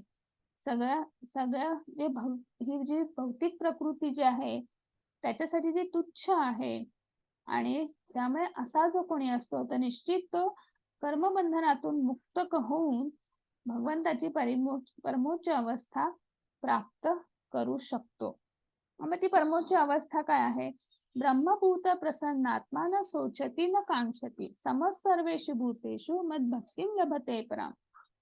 आपल्या बुद्धीद्वारे पूर्णपणे शुद्ध होऊन निश्चय मनाने मनोनिग्रह करून इंद्रिय तृप्तीच्या विषयांचा त्याग करून आसक्ती द्वेष यातून मुक्त होऊन जो एकांत स्थळी राहतो, जो मिताहार करतो, आपली काया वाचा मन संयमित करतो, सदैव समाधिस्थ आणि अनासक्त असतो, मिथ्य अहंकार, मिथ्य बल, गर्व, काम, क्रोध, भौतिक गोष्टींचा स्वीकार करत इत्यादी गोष्टींपासून मुक्त असतो, ममत्व विरहित असतो, शांत असतो, असा मनुष्य निश्चितच आत्मसाक्षात्काराच्या एक मिनिट स्तराप्रत निश्चितच प्रगत होतो. म्हणजे तुम्ही आपल्याला हे तर ही स्लाइड माहिती आहे सगळ्यांना की असा जो कोणी आहे की जो ज्याच्याकडे भूतदया आहे, सर्वांच्या प्रती समभाव आहे, भगवंत प्रत्येकामध्ये आहे, जो स्वतःच्या मधल्या भगवंताचा आत्मसाक्षात्कार झालेला आहे आणि प्रत्येकामधल्या भगवंताचा अंश त्याला प्रकट होतो आहे, दिसतो आहे, असा हा निश्चित आध्यात्मिक प्रगतीमध्ये उन्नत असतो. आणि असे जे असतात ते भगवंताच्या मोक्षधामाची प्राप्ती करण्यासाठी निश्चितच स्वतःचा मार्ग लवकर सुकर करतात किंवा निश्चित ते यशस्वी होतात असं इथे भगवंत सांगता आहेत. आणि मग पुढे म्हणता आहेत, भक्त्या मामाभिजानाति यावान्याश्चास्मि तत्वतः ततो मा तत्वतो ज्ञात्वा विशते तदनंतरम. मग मनुष्य मला माझ्या पुरुषोत्तम भगवान या यथार्थ स्वरूपात केवळ भक्तीद्वारेच जाणू शकतो. अशा भक्तीद्वारे मनुष्य जेव्हा माझ्या भावनेने पूर्णपणे युक्त होतो, तेव्हा तो भगवद्धामात प्रवेश करू शकतो. तुम्ही तुमची कितीही प्रगती केली, आत्मउन्नती करायचा प्रयत्न केला, पण जोवर तो भक्त होत नाही, जोवर तो अनन्य भक्तीमध्ये प्रवेश करत नाही, तोवर त्याला मोक्ष प्राप्ती नाही. तोवर तो ह्या ब्रह्मांडामध्येच उच्चतम ग्रहामध्येच त्याचा कुठेतरी त्याचा निवास असतो.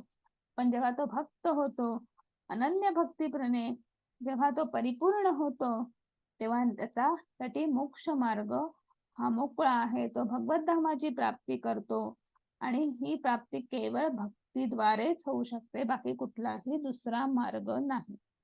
आणि मग पुढे म्हणत आहेत, सर्व कर्माण्यपि सदा कुर्वणो मद्व्यापाश्रय मत प्रसादात वापनोती शाश्वतम पदमं द्वयम.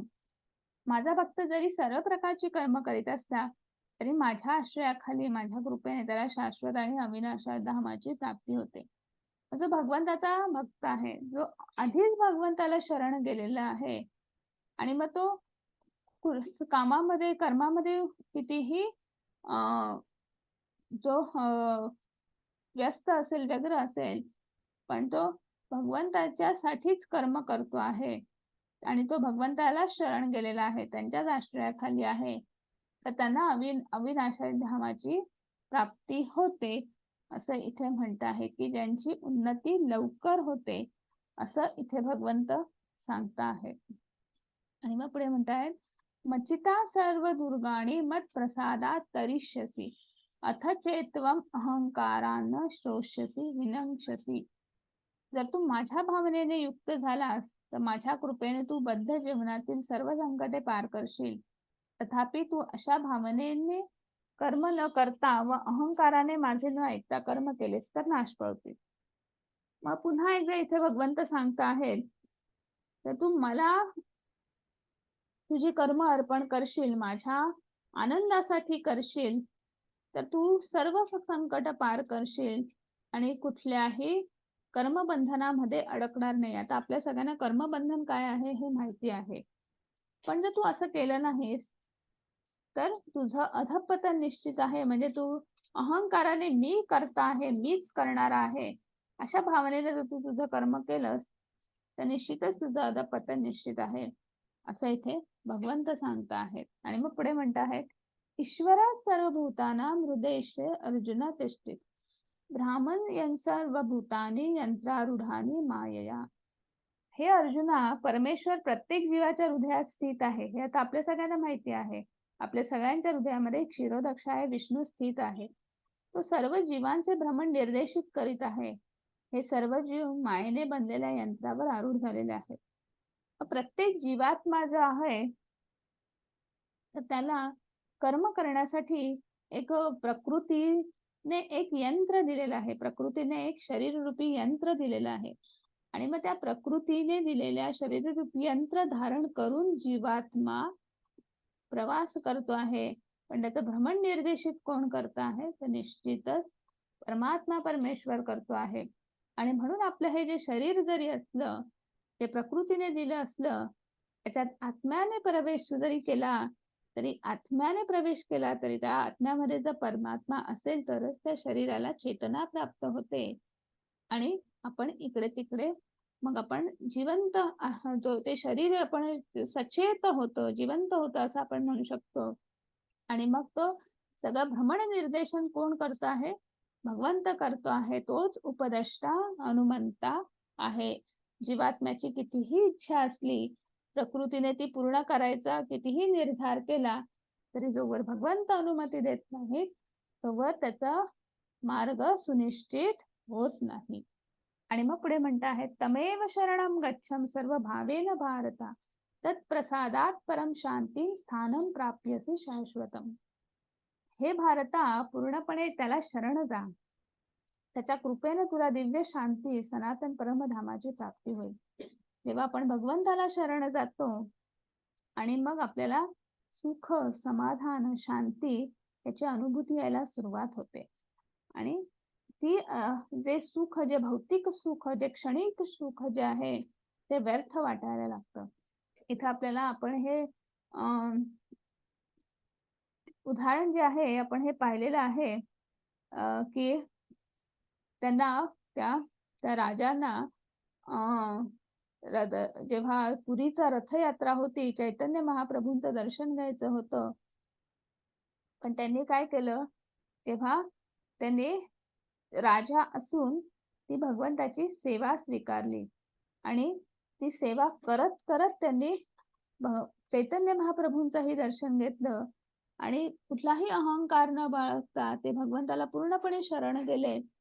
आणि तिथे त्यांनी सेवा रुजू केली. आणि त्यांना मग चैतन्य महाप्रभूंचाही आशीर्वाद मिळाला, भगवंतांचाही आशीर्वाद मिळाला. आणि अशा तुम्ही साध्या साध्या गोष्टीने तुम्ही परमधामाची प्राप्ती करू शकतात, असं इथे भगवंत म्हणत आहेत. आणि मग पुढे म्हणत आहेत, इति ते जानम आख्यातम गुह्यात गुह्यतरम मया विमृशैतैष दशेन येथे इच्छसी तथा कुरु. याप्रमाणे मी तुला अत्याधुनिक गुह्य ज्ञान दिलेलं आहे. त्याचा पूर्णपणे विचार कर आणि तुझ्या इच्छेस जे येईल ते कर. आता इथे भगवंत सांगत आहेत, म्हणजे भगवंत फक्त अर्जुनाला नाही, आपल्या सगळ्यांना पण सांगत आहेत, मी संपूर्ण ज्ञान देण्याचा प्रयत्न केलेला आहे. तत्वज्ञान मी संपूर्ण दिलेलं आहे. जे गुह्यतम ज्ञान जे आहे ते सुद्धा मी सांगितलेलं आहे. याचा तू पूर्णपणे विचार कर आणि तुला जे योग्य वाटतं ते तू कर. म्हणजे निर्णय तुझा आहे. कारण की शेवटी कर्म करायचा स्वातंत्र्य जे आहे ते त्या जीवात्म्याला दिलेलं आहे भगवंतांनी. त्यामुळे इथे भगवंत अर्जुनालाही सांगता आहेत आणि नुसतं अर्जुनाला नाही तर आपल्याला सांगता आहेत. गेल्या 18 दिवसामध्ये आपण जे भगवद्गीतेचा अभ्यास करतो आहोत, ते आपण ते भगवद्गीतेचं हे जे तत्वज्ञान आहे हे समजून घेण्याचा प्रयत्न करतो आहोत. याच्यातनं आपण काय शिकायचं, आपल्या जीवनशैलीत काय बदल करायचा, आपण नामस्मरण करायचं का नाही करायचं, भगवद्गीतेचा अभ्यास पुढे का चालू ठेवायचा का नाही करायचा, तर ही आपली सगळ्यांची इच्छा आहे. तिथे अर्जुनालाही तेच म्हणत आहेत, युद्ध करायचं की नाही हा तुझा निर्णय असेल. मी तुला सायोग्य आणि अयोग्य हे सांगायचं काम मी केलेलं आहे. पण तुला विचार करून निर्णय घ्यायचा आहे. आणि मग नुसतं एवढं सांगत नाही आहे, तर अजून अर्जुनाचं मन जे आहे, उगाच अजून दुसरीकडे नको वळायला किंवा इव्हन आपलं सुद्धा म्हणून पुन्हा भगवंत आपल्याला एक प्रयत्न करता आहेत. "मन्मना भव मद्भक्तो मद्याजीमा नमस्कुरु मामई वैश्यसि सत्यम ते प्रतिजाने प्रियोसी मे." हा श्लोक आपण 10व्या अध्यायात पण पाहिलेला आहे. सदैव माझं चिंतन कर, माझा भक्त हो, माझं पूजन कर, मलाच नमस्कार कर. याप्रमाणे निश्चित तू मला प्राप्त होशील. मी तुला हे प्रतिज्ञेने सांगतो, कारण तू माझा अत्यंत प्रिय सखा आहेस. अर्जुनाला सांगतायत तू गुह्यतमम ज्ञान जे आहे की जे तत्वज्ञान सांगितलं, पण त्याही पेक्षा अजून भगवंत त्याच्या वर सांगताहेत अर्जुनाला, तू माझा प्रिय सखा आहेस, प्रिय मित्र आहे. भगवंताला भक्ताची ओढ असते. त्याला भगवंत हा भावेचा भुकेला आहे. त्या भक्ताच्या भाव, त्याची प्रेम भक्तीची ओढ आहे. आणि म्हणून पुन्हा एकदा भगवंत सगळ्यांना सांगत आहेत. एकीकडे सांगतायत की निर्णय तुमचा आहे, पण लगेच पुढचा श्लोक असा आहे की तुम्ही माझे प्रिय भक्त आहात, माझे प्रिय गण आहात.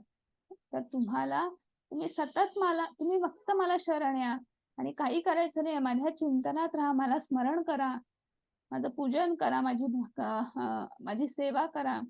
निश्चितच तुम्हाला परमधामाची प्राप्ती होईल, अशी मी तुम्हाला शाश्वती देतो, ग्वाही देतो, असं भगवंत सांगत आहेत. आणि मग पुढे म्हणत आहेत, सर्व धर्मात परित्याज मामेकम शरणम व्रज अहम त्वा सर्व पापेभ्यो मोक्षयिष्यामि मा शुच. सर्व प्रकारच्या धर्माचा त्याग कर आणि केवळ मलाच शरण ये. मी तुला सर्व पापांपासून मुक्त करेन. तू भयभीत होऊ नकोस. मग अर्जुनाचा प्रश्न जो आहे की मला पाप लागेल का? मग इथे भगवंत म्हणतात, बाकीचे तू सगळे धर्म सोड आणि तू फक्त मला शरण ये. तुला कुठल्याही पापांपासून तुला मी मुक्त करीन किंवा तू भयभीत होऊ नकोस. तू माझ्या आनंदासाठी करतो आहेस. त्यामुळे हा पितृधर्म आहे, हा भातृधर्म आहे, हा एक शिष्य धर्म आहे. तू ह्या बाकी सगळ्या कुठल्याही गोष्टीचा विचार करू नको. तू फक्त माझ्या आनंदासाठी युद्ध कर आणि निश्चितच तुला ह्या बंधनातून तुला कुठल्याही बंधनात तू अडकणार नाहीस.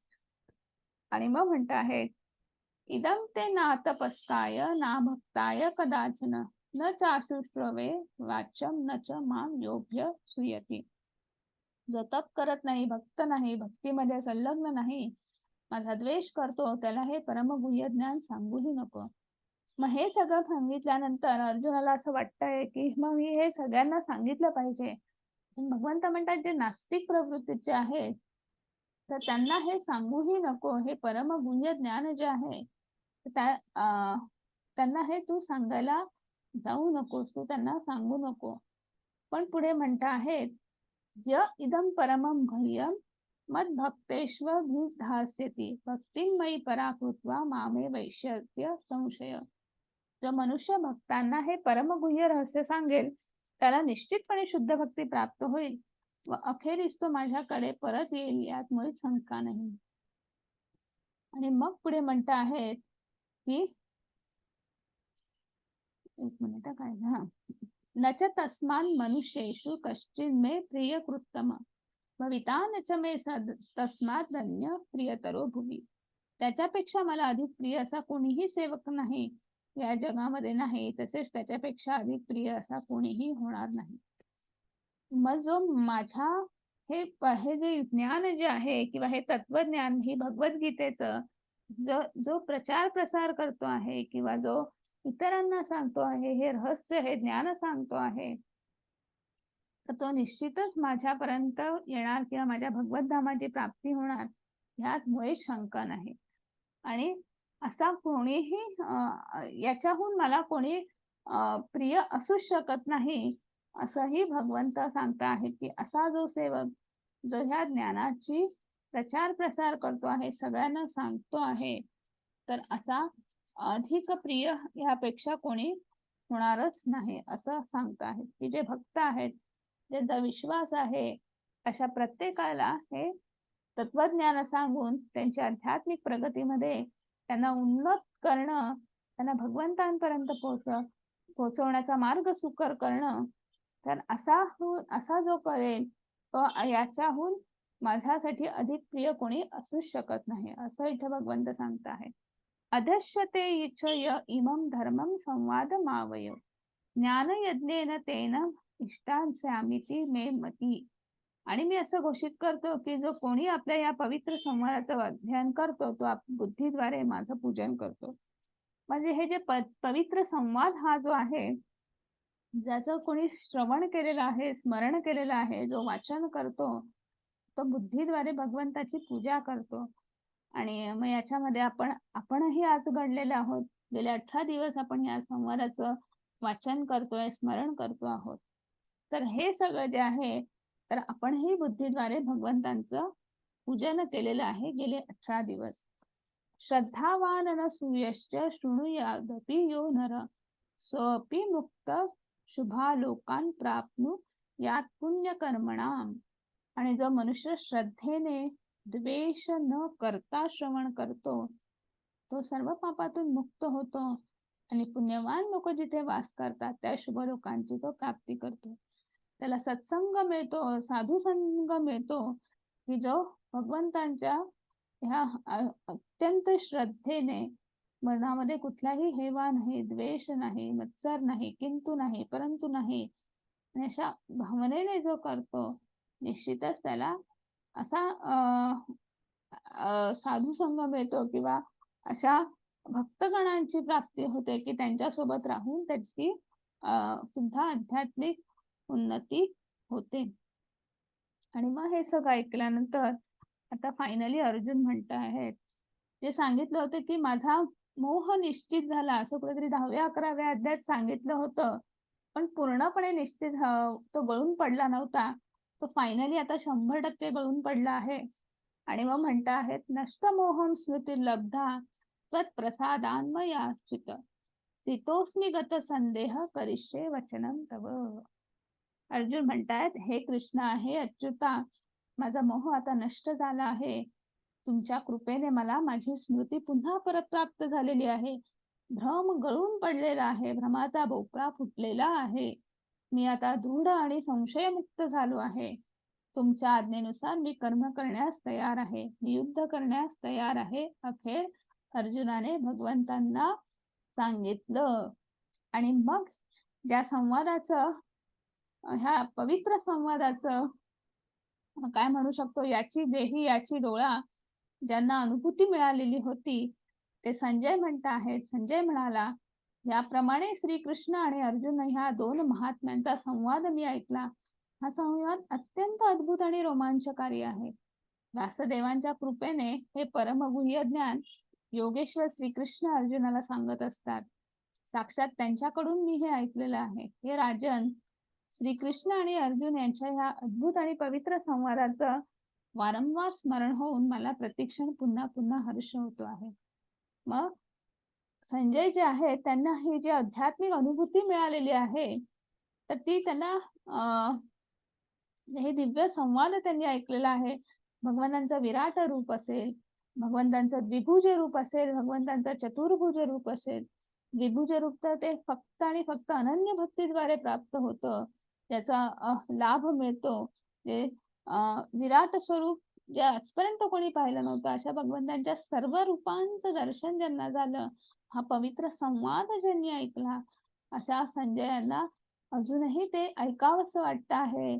अजूनही ते त्याच संवादामध्ये अजूनही गुंग आहेत आणि त्यांना असं वाटतंय की पुन्हा हे संपूच नये आणि हा क्षण जो आहे हा असाच राहावा. आणि म्हणून ते पुढे म्हणत आहेत की हे राजन, भगवान श्रीकृष्णांचं हे अद्भुत रूप स्मरण केल्याने मी अधिकाधिक विस्मयकारी होत आहे. पुन्हा पुन्हा आनंद होत आहे. आध्यात्मिक अनुभूती आहे, त्यामुळे अत्यानंद होत आहे. अंगावर शहारे आहेत. आणि त्याच आनंदाच्या भरामध्ये ते म्हणत आहेत, यत्र योगेश्वर कृष्ण यत्र पार्था धनुर्धर तत्र श्री विजयो भूती ध्रुवा नितीर्म इति मम. जिथे भगवान श्रीकृष्ण आहे, जिथे योगेश्वर श्रीकृष्ण आहेत, जिथे महान धनुर्धर अर्जुन आहे, इथे निश्चितच ऐश्वर्य आहे, विजय आहे, असामान्य सामर्थ्य आहे, तिथेच नीतिमत्ता आहे. असं माझं मत आहे. म्हणजे इनडायरेक्टली संजय यांनी सांगून टाकलं की विजय हा पांडवांचाच आहे. ज्या भगवद्गीतेची सुरुवात पहिला श्लोक होता धृतराष्ट्र यांचा, एकच श्लोक, पण तो श्लोक फार महत्वाचा होता की किम कुर्वत संजय मामका पांडवाश्च, माझे आणि पांडवांची मुलं. असं त्यांनी लगेच तांदळाचा खडा कसा बाजूला करावा असे स्वतःची मुलं आणि पांडवांची मुलं अशी वेगवेगळी काढली, जी कारण की त्यांनी त्यांचा सांभाळ करायला पाहिजे होता. त्यांनी बाजूला सारलं आणि स्वतःच्या महत्वाकांक्षेपोटी. आणि त्यामुळे आज ते सगळे युद्धभूमीवर कुरुक्षेत्रावर उभे होते. आणि ह्या ह्या महत्वाकांक्षेचंच त्याचं शेवटी त्या कुठेतरी संजय यांनीच उत्तर दिलेलं आहे, घोषणा केली आहे. जिथे नीतिमत्ता आहे, जिथे भगवान श्रीकृष्ण आहे, जिथे धर्म आहे, तिथे विजयश्री निश्चित आहे. पांडवांचा विजय निश्चित आहे. आणि इथेच आपलं भगवद्गीता संपलेली आहे. 18 दिवसाचा आपला हा कोर्स आपण आजच्या अध्यायात शिकलेलो आहोत. कर्मयोगाद्वारे बंधनातून मुक्तता. आपल्याला पुन्हा एकदा संपूर्ण गीतेचा सारांश आजच्या 18व्या अध्यायात बघायला मिळालेला आहे. जो कर्मयोग 6 अध्यायांमध्ये पाहिला होता, तो भगवंतांनी पुन्हा या 18 श्लोकांमध्ये सांगितला आहे की कर्मयोगाद्वारे आपण बंधनातून कसं मुक्त होऊ शकतो. कर्म पूर्ण करण्या पूर्ततेसाठीचे 5 घटक कुठले आहेत ते पुन्हा एकदा इथे सांगता आहेत. म्हणजे 3 गुणांद्वारे सर्व काही युक्त नियंत्रित होत असतं. मग ते 3 गुण आपल्याला कसं नियंत्रण करतात ते पुन्हा आपण पाहिलं. मग त्या 3 गुणांद्वारे तुमच्यामध्ये तुम्ही कुठलं उत्तम कर्म करू शकतात, त्यानुसार तुम्ही कुठल्या वर्णाश्रम धर्मामध्ये आहात आणि त्या वर्णाश्रम धर्माचा स्वीकार करून उत्तम पद्धतीने तुम्ही ते कर्म करता करता धर्म, अर्थ, काम, मोक्ष, तुम्ही मोक्षाचा मार्ग सुकर करू शकता. आणि अशा पद्धतीने तुम्ही भगवंतांची भक्ती करू शकतात. भक्ती करता करता तुम्ही शुद्ध भक्त होऊ शकतात, कृष्ण भावनेमध्ये वावरू शकतात. आणि मग सगळ्यात शेवटी अर्जुनाचा निश्चय आणि संजय यांनी सांगितले यत्र योगेश्वर कृष्ण, जिथे भगवान श्रीकृष्ण आहे, जिथे धर्म आहे, तिथे नीतिमत्ता आहे, तिथे विजयश्री निश्चित आहे. आणि इथेच आपला 18 दिवसाचा हा कोर्स जो आहे हा पूर्णपणे संपलेला आहे. आपला हा जो 18 दिवसामध्ये आपण हे भगवद्गीता समजण्याचा जो प्रयत्न केला, तर भगवद्गीता जशी आहे तशी प्रभुपाद श्रील प्रभुपाद यांच्याद्वारे यांच्या शिकवणीच्या आधारे आम्ही हे सांगण्याचा प्रयत्न केला आहे. पण जे काही याच्यामध्ये कमी जास्त सांगितलं गेलं असेल, कुठे काही उणं अधिक राहिलं असेल, तर कृपया हा सर्वस्वी दोष हा माझा आहे आणि तुम्ही पुन्हा एकदा ती भगवद्गीता वाचावी आणि तुम्ही आपला हा जो प्रगतीचा मार्ग जो आहे तो उन्नत करण्याचा प्रयत्न करावा. आणि आपल्याला जे नामस्मरण सांगितलेलं आहे, जो 16 अक्षरी मंत्र सांगितलेला आहे, हरे कृष्ण कृष्ण कृष्ण हरे हरे, हरे राम राम राम हरे हरे, हा मंत्र जो आहे तो तुम्ही चालू ठेवावा. आणि जिथे जिथे गीतेचं स्मरण होतं, श्रवण होतं आणि जिथे जिथे भगवद्गीता शिकवली जाते तिथे गीता महात्म्य वाजवलं जातं. आणि आज आपण पुन्हा ऐकूया.